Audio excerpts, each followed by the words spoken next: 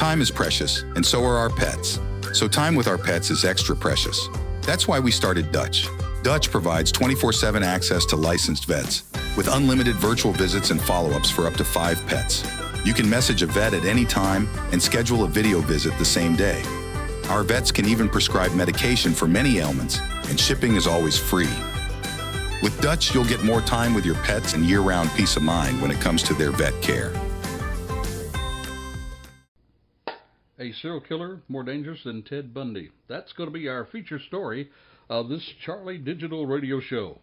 Now, we're going to give you tips to protect you and your family just in case one of these serial killers is lurking in your neck of the woods. We're going to give you an update on the exploding porta potty mystery and much, much more. Just stay with us for today's Charlie Crimebuster.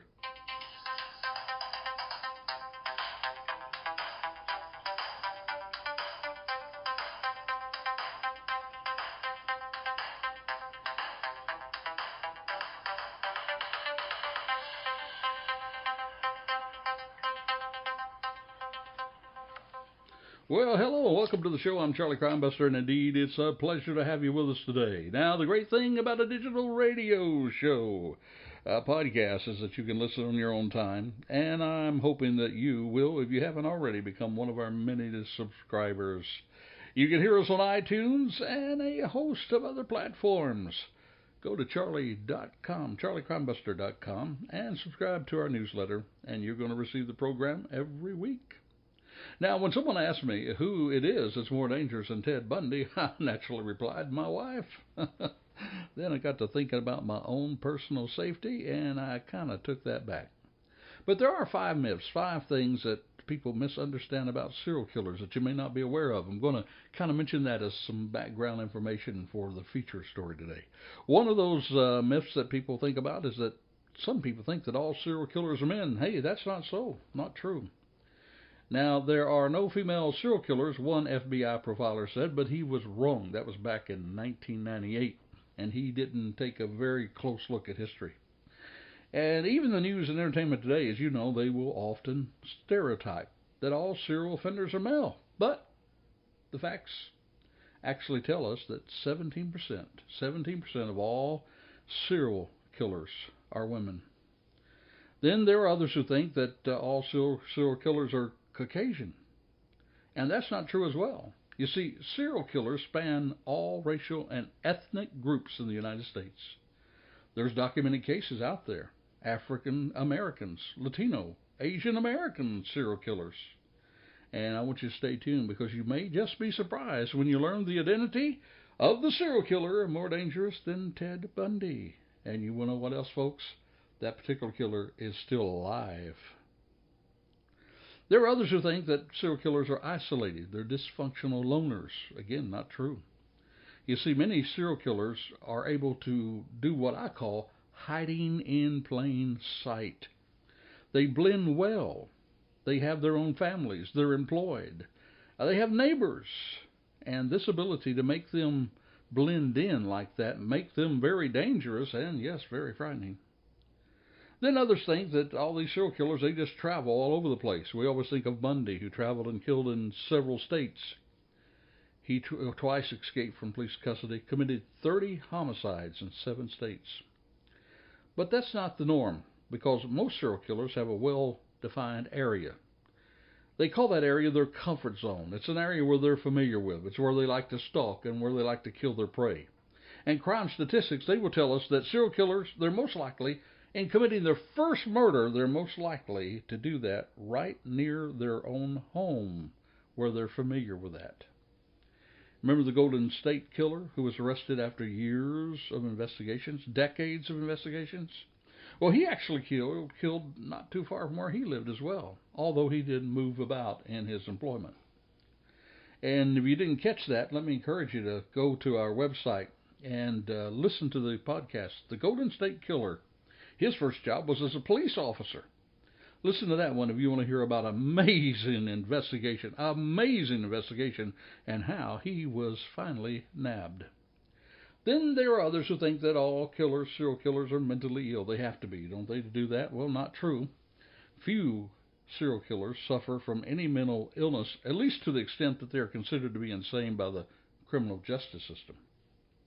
In fact, writings tell us that lawyers rarely ever utilize an insanity defense on their behalf.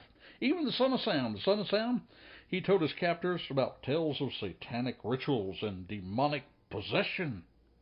Even he was found to be competent to stand trial for the murders following his arrest in 1977. Well, there you have it, folks. Just some background noise there. Some background for our feature story on the serial killer more dangerous than Ted Bundy. More dangerous than Ted Bundy. Now, if you listened to our show last week, we shared with you a rather unique mystery. It was the mystery of the exploding porta potty. Now, we're ready for an update on this story. And this comes to us straight from the St. Johns County Sheriff Office. They have the jurisdiction of that beautiful place called St. Augustine up on the coast. This is from the St. Johns County Sheriff Office, Major Crimes Unit. It goes on to say they continue to investigate the death of a St. Johns County woman whose remains were discovered following a fire this past Saturday. The investigation began after a resident on Horseshoe Road called 911. He reported an explosion and a fire to a porta potty located near a home construction site. The St. Johns County Fire Rescue extinguished the fire, and then they located a human remains within that former structure. Of course, they then contacted the sheriff's office, and that particular decedent was identified through the investigation as Denise Victoria McCrae, 62 years of age, of St. Augustine. Now, following interviews that were familiar with McCrae, along with evidence at the scene and the preliminary autopsy findings, the Sheriff's Department says that foul play is not believed to be a factor in the case at this time. The official cause of death is pending the return of toxicology results. That's going to be to the medical examiner's office. The investigation is continuing, and St. John's tells us that further information will be released as it comes available. Now, it appears to me the investigation is very interested in this toxicology test and what that speaks about. Might tell us why McCrae was down the street from her own home, because the porta potty wasn't in front of her house, you see, it was down the street. What was she doing down there? I mean, certainly she has a bathroom in her own house. Why was she down there at that porta potty? Well, maybe we'll find out when St. John's updates us. Hey, you armchair investigators out there, get to work on this one. Get back to me. I'd love to hear your own theories of how this lady died in the explosion of the porta potty. Now, on the program, we try to share with you from time to time some tips on cybercrime. And we've got some pretty good news on this one, because Lake County Sheriff's Office, there's two deputies up there, one guy by the name of Jake Corman, the other one Danny Young. It seems that they caught two people installing credit card skimmers. The Sheriff's Office said that these deputies were on patrol. I've often said one of the greatest jobs in the world is to be a patrol officer. You're out there, you're looking around, you're right on the front line of crime. A front seat on life is what I call it. These deputies, they were out there, and they saw these two guys, Raymond Ibarra, who's 43, he's from Miami, Michael Serrano of Miami. They were at JB's Food Mart in Fruitland Park, Florida. And deputies tell us that they were putting skimmers on the fuel pumps. Now, of course, the two guys taken into custody, and they were charged. I think it was burglary, possession of burglary tools, criminal mischief, use of skim device, petty thief, identity theft, drug charges. They threw the book at them. And they said they're trying to determine if the men are responsible for other skimmers in Florida. Well, when I saw this, I said, well, it's time for us to remind the wonderful folks that listen to the Charlie Crimebuster Crime Talk. It is time for us to remind you of some tips on how you can keep from being skimmed by the scammers, so that we can put the scammers in the slammer. Here the tips are. Jot them down, or at least put them in your mind and think about them if you would. Number one, of course, when it's possible, just pay inside with cash. That pretty well guarantees you will not be caught up in this scam. And if you are using the gas pumps, try to use those that are closest to the store, because you see, the bad guys, they like to put it way back there in the back, the farthest pump out usually, because they think they're less likely to be discovered unless you have two good cops patrolling, looking, and being alert. Another one is make sure the gas cabinet that is closed, security tape is intact. And check around. Make sure that none of those pieces wiggle or jiggle, you know.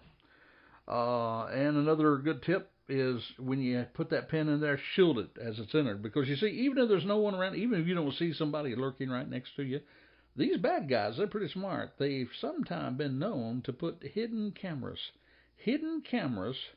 where they can see and record your pin entry. And here's another good one. When using a debit card, just run it as credit. Just run it as credit, because then you don't have to enter the pin. And, of course, we're always told by those people who are official, they say monitor your financial statements regularly. Report any suspected credit card theft to authorities and to the bank immediately. Hey, hats off to those cops in Lake County, Florida. They were on the spot. Now, folks, let me talk to you for just a moment and pull up your seat and listen carefully. Keep your eyes on the road if you're driving. But we've had a couple of rough weeks for law enforcement. You see, last week's Charlie Show, we brought you the featured story of Amber Geiger, from cop to murderer. Remember her part? She was in the wrong apartment. She thought she was in her own when she saw a man. She considered him an intruder, and she shot him to death. Now, this man was innocent. He was in his own apartment. It was her that was in the wrong apartment. He was in his own apartment eating ice cream, sitting before TV before Geiger came barging in. Now, she says that he, of course, was startled, and she thought he was coming for her, and vice versa. We really don't know what happened, but the jury said we found her guilty and sentenced her to 10 years in prison.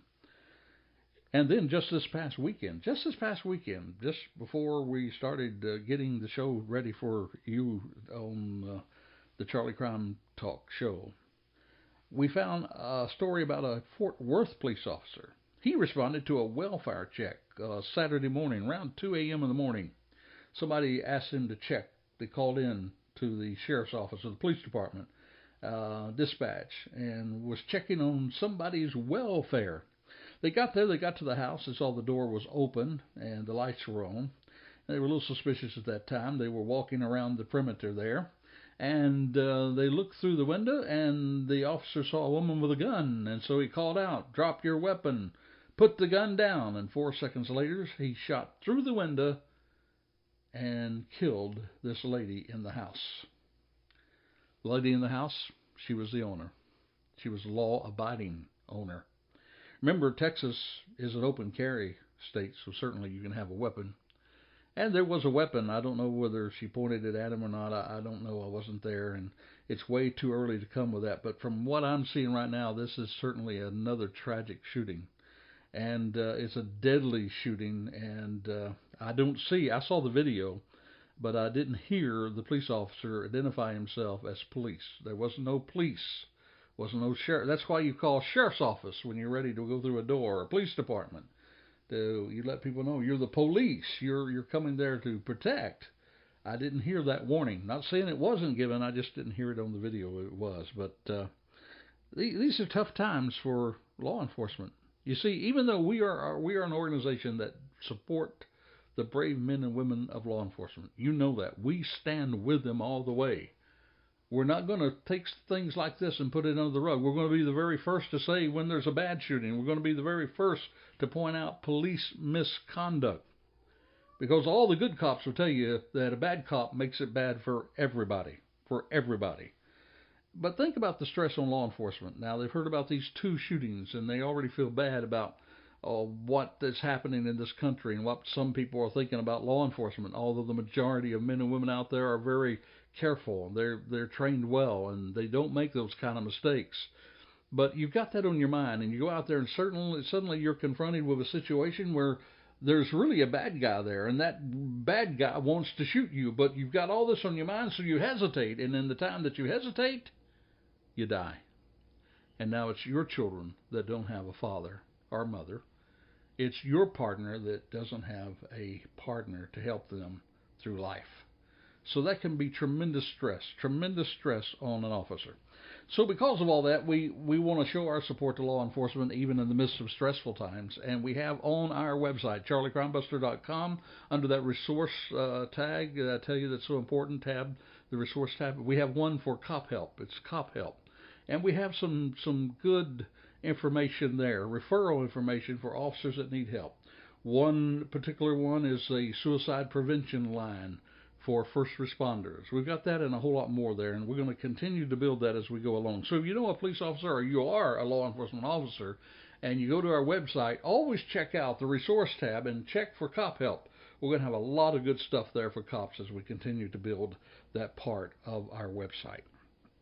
All right, now it's time for the crazy crook story. And boy, let me tell you, they get crazier every day, it seems like.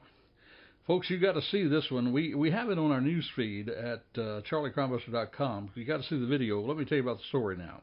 He was a man. He had partially covered his face with a knit cap and a shirt. And this man entered the Country Inn and Suites down in Paducah, Kentucky. Paducah, Kentucky. And as they did that on Monday night, he threatened the clerk with a gun and he demanded money.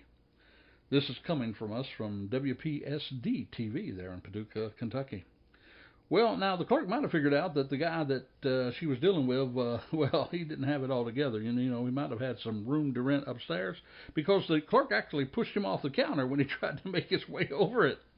But soon his demand was granted. Hey, did I mention the guy had a gun? Well, you should usually cooperate with a man with a gun, wouldn't you agree? And so she put the money on the counter for him. Now, maybe he should have asked for some brain cells along with that money because, you see, our hero started stuffing the money in the bag, and some of the money fell to the floor. So what does he do? What does our crazy crook does? He takes the gun and he puts it on the counter. And it wasn't for a moment either. He actually left it there while he was bending down to pick up cash from the floor. He even turned his head from the gun and the clerk. You guessed the rest of it, didn't you? That's when the clerk, they seized the moment. She grabbed the gun. Now, we did have a bad man with a gun. Now we have a good woman with a gun and a bad man without a gun. So she pointed it to the crook. He immediately took off. And then, now get this. I can't believe this. For some reason, he came back to the lobby with the bag. Apparently, he wanted to get his gun back. He even tried climbing over the counter again. But when the clerk pointed the gun at him this time, the thief once more got scared, and boy, he headed for the hills. Well, police said he fled in a dark-colored car. Investigators, they found the shirt and the hat that was near the hotel, and they're still looking for him. That's from WPSD TV. Now, on charliecrimebuster.com, in our news feed area on the home page, go down, find this story, and watch that video, folks. I mean, I don't even know that I can give it justice. I guarantee you, you will not only watch this video, you'll take it and share it with other people of this crazy crook all the way up there in Paducah, Kentucky. Hey, a lot has been written, said, and talked about with Stand Your Ground. Stand Your Ground. We are in Florida. We have Stand Your Ground as a law. And there was a man that was sentenced back Thursday to 20 years in prison. 20 years in prison for killing an unmanned black man who shoved him in a parking lot dispute. Now, the slain man's family, of course, they were happy with the sentence, saying at least they received a measure of justice.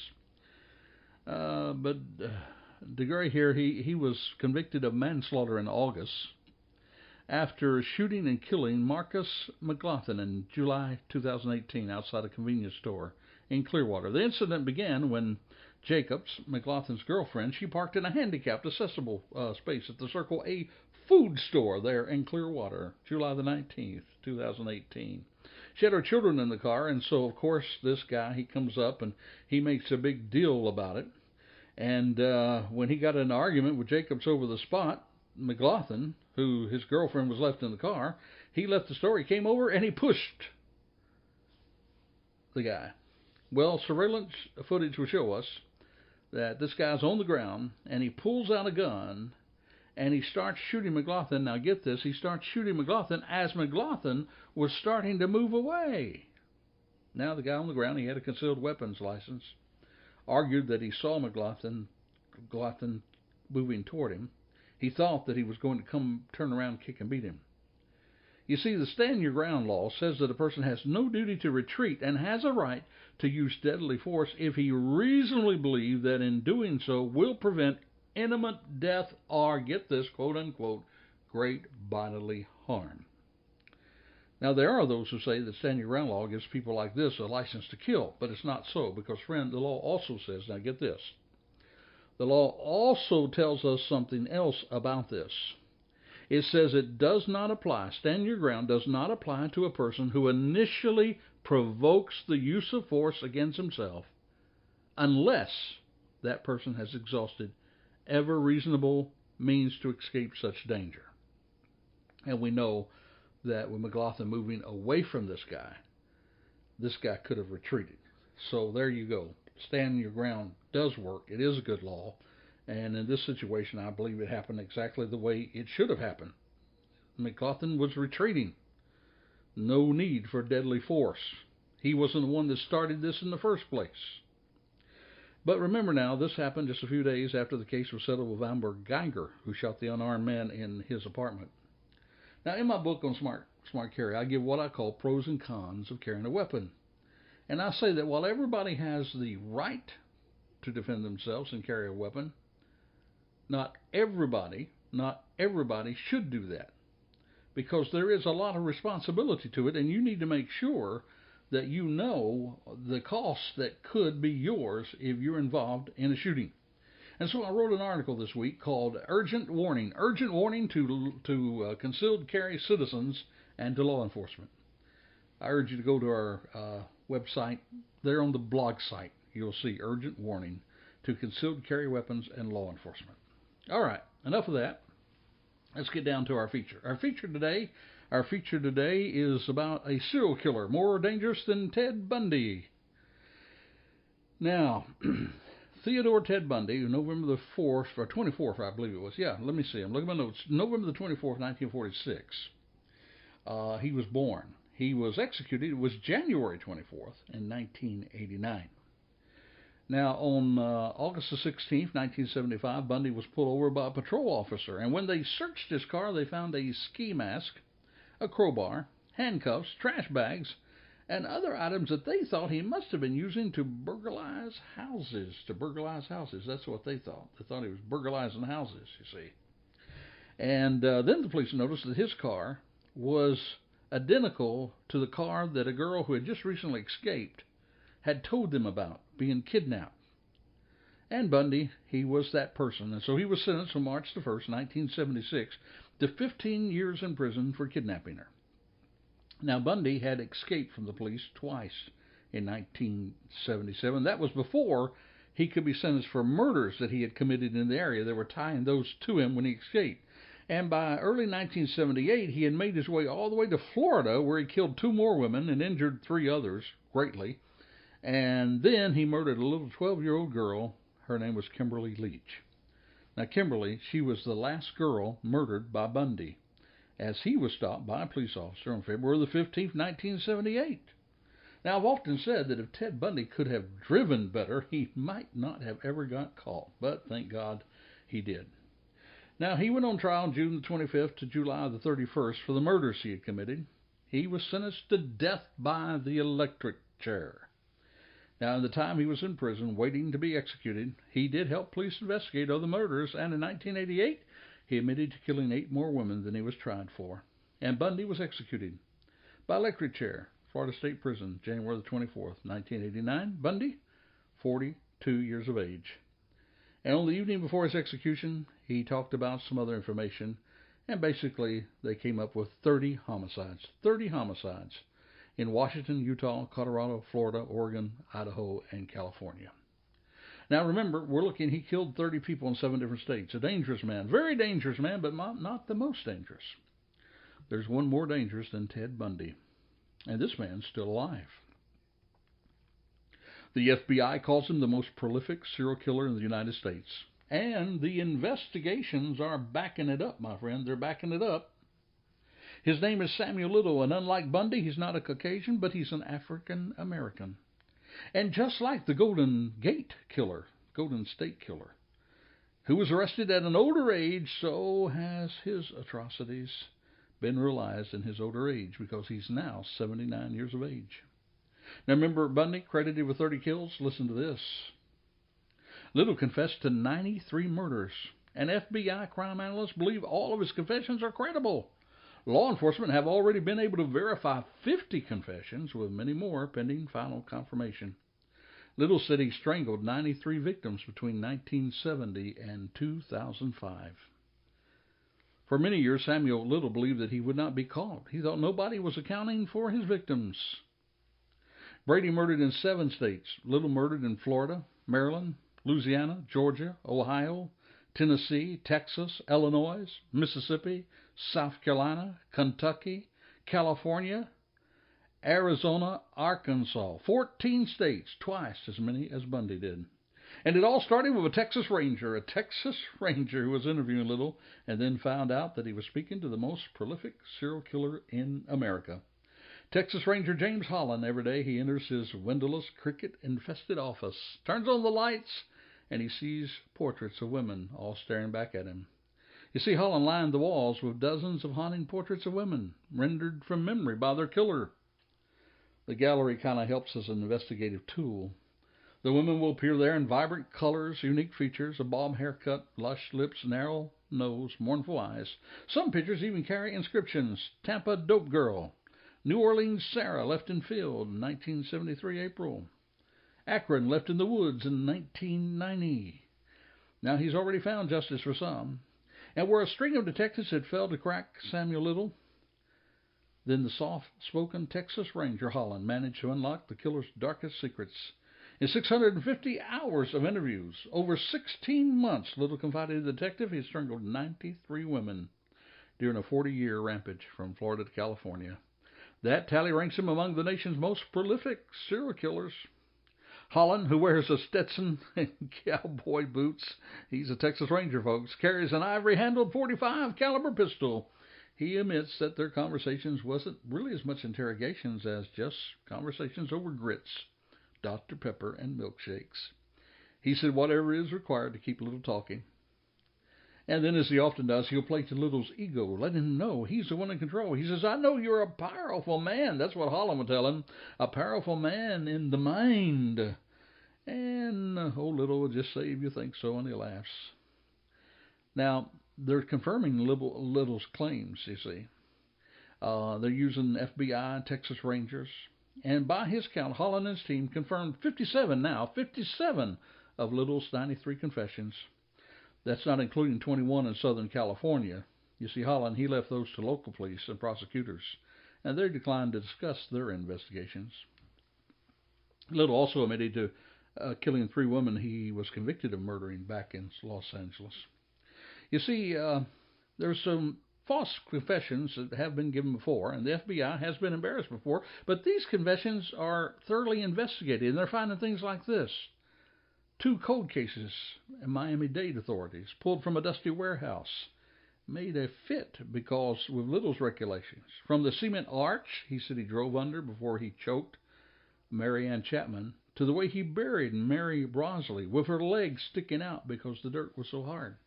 See, all that's coming true. They're seeing that he's backing up his confessions. He said, we knew the deal was because he had given these details without even talking to us. You see, it's those kind of details that have persuaded authorities to declare Little the most prolific serial killer in U.S. history, a title that takes much more than just confessions to earn.